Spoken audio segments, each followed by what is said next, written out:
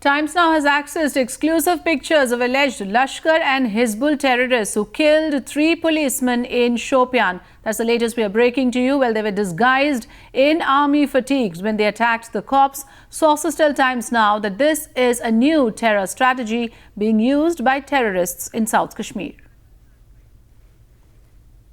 You must have come to know that the militants stopped this particular vehicle. They, in the garb of being army men, said that they'll frisk it, and then they segregated the civilians and targeted these particular policemen. Is it worrying? How worrying is it for you that they're using this as a disguise and increasingly using it, especially in South Kashmir?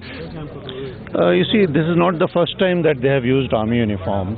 Now we have our own SOPs by which we are able to have that distinction between what we call identification friend and foe, IFF.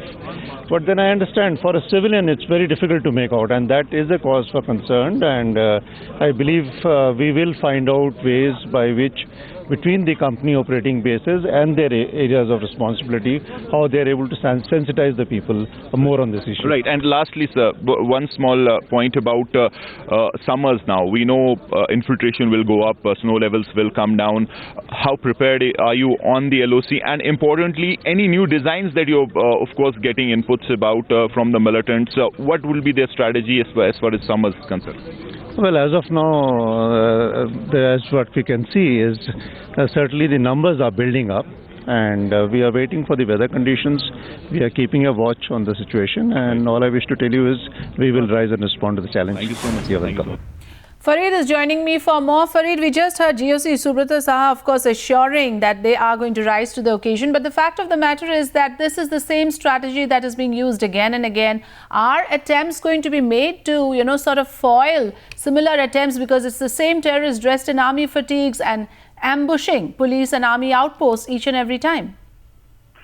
Well, yes, it seems that this strategy is definitely working for these militants. Now, this latest instance where in Shopian 3 cops were killed 2 days back, again, these militants were dressed, posing as army men, and in fact, 5 to 6 of them stopped this vehicle.